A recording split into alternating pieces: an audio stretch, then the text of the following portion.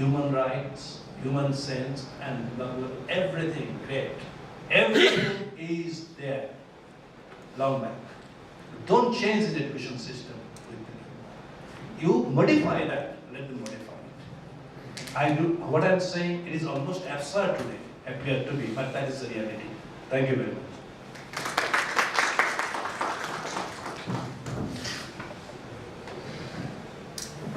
Thank you very much, sir. Our next speaker, Major General Souresh Bhattacharya, Vishisht Seva Medal, Seva Nivrit. The General Officer has an army career close to 40 years. He completed his ICSE from Sherwood College, Nainital, and alumnus of National Defence Academy, Khadagbasla, Indian Military Academy, Dehradun, and Defence Institute of Advanced Technology, DIM University, Pune. He got his MTech degree in Computer Engineering from IIT Kharagpur and obtained his doctorate in management. During his service career, the General Officer, who is a renowned paratrooper, had many prestigious staff as well as command appointment, and he has proved his worth both in war and peace. He is a part of UN peacekeeping force in the operation in Mozambique and defense attaché in Kazakhstan and Kyrgyzstan.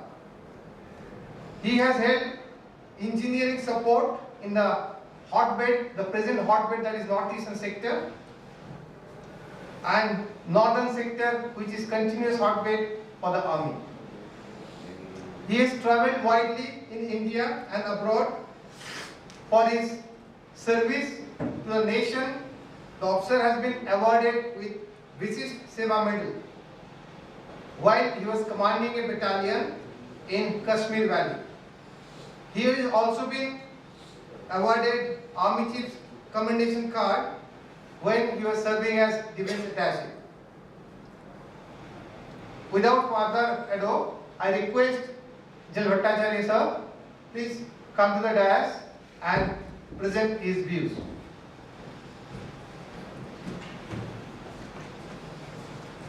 Thank you, Prof.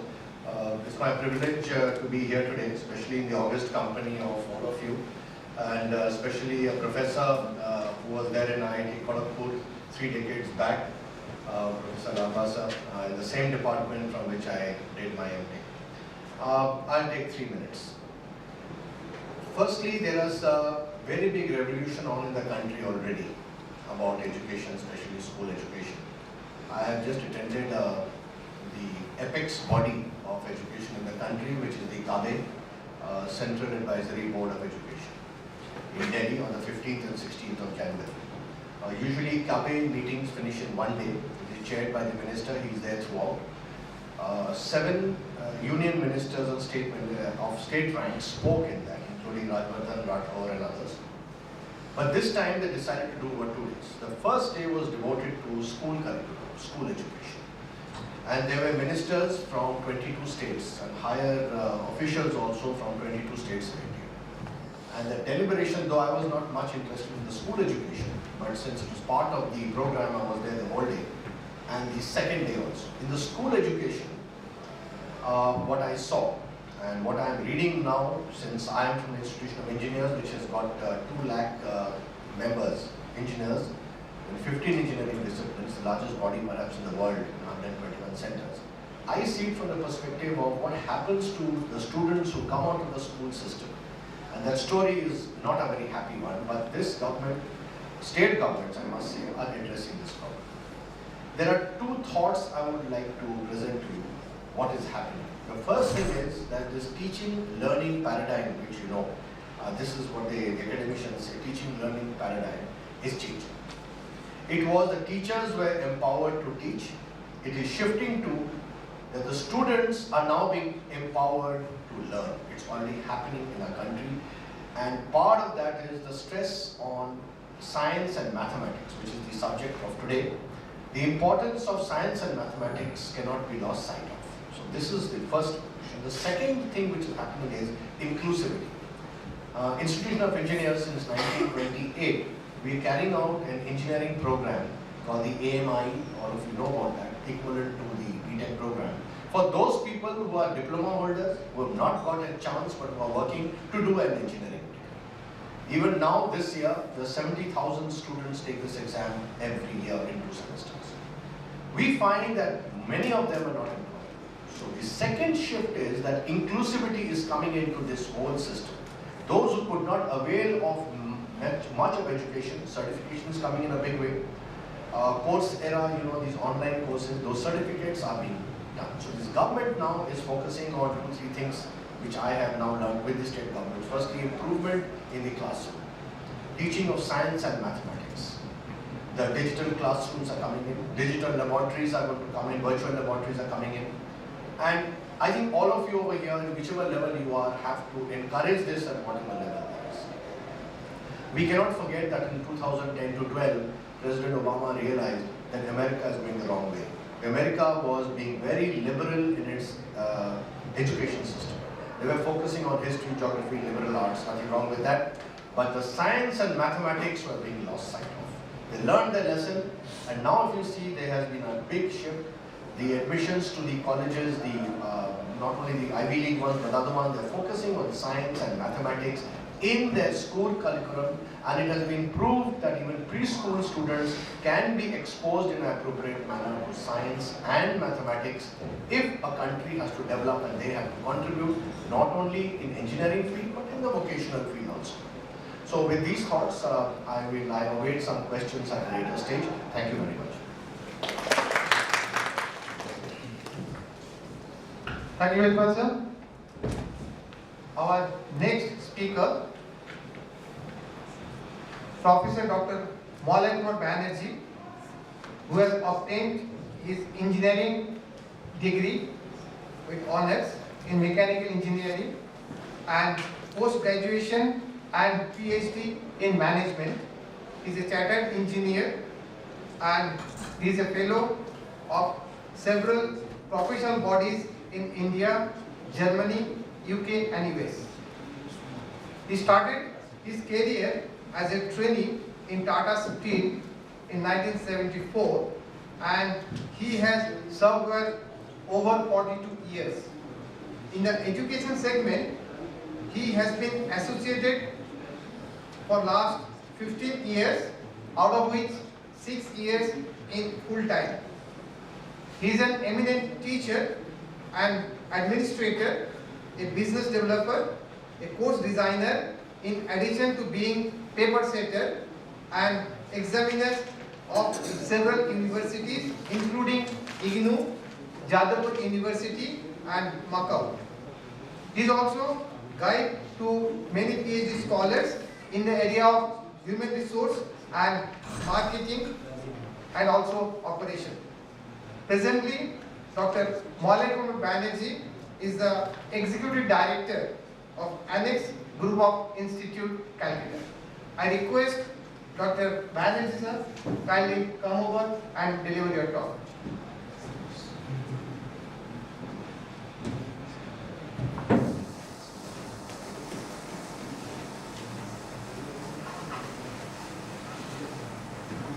Good afternoon, ladies and gentlemen.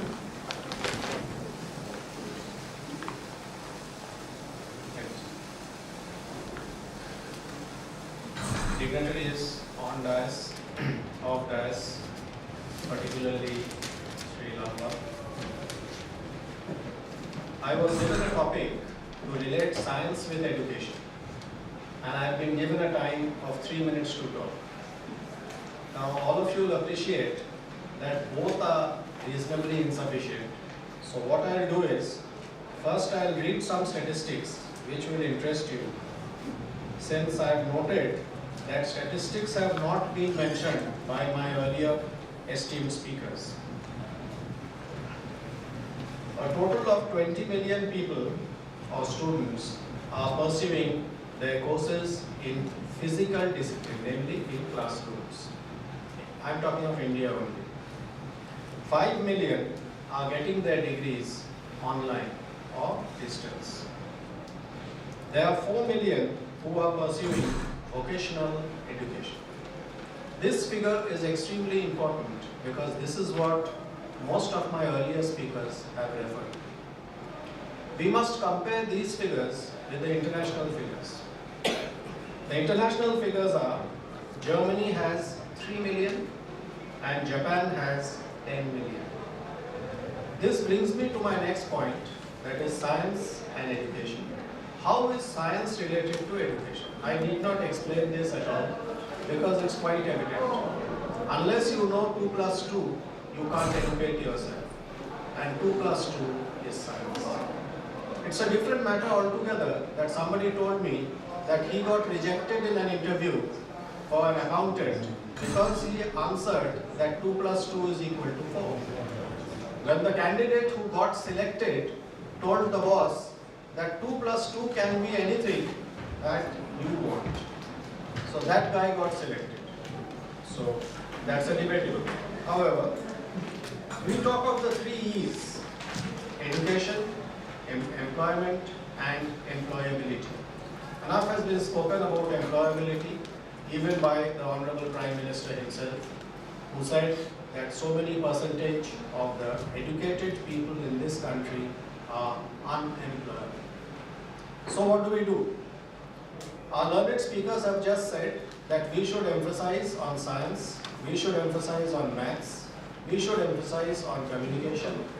Because if we follow Rabindranath Tagore again, whom all of us have to refer to, if you have a lot of knowledge, but if you can't express it, that's no knowledge at all. And this is quite evident when I've been interviewing people, and I'm still interviewing people for different positions, both in government as well as in private sector, so-called private sector companies. They just cannot communicate. And if you cannot communicate, then nobody knows what you really know. Now I'll come straight to the effects of science or some reasons why science, and before that actually I wanted to talk a little bit about education 4.0, but then the focus has been changed, I guess. I was told that that is not the theme anymore. So I really can't talk on that even though it's written there in bold.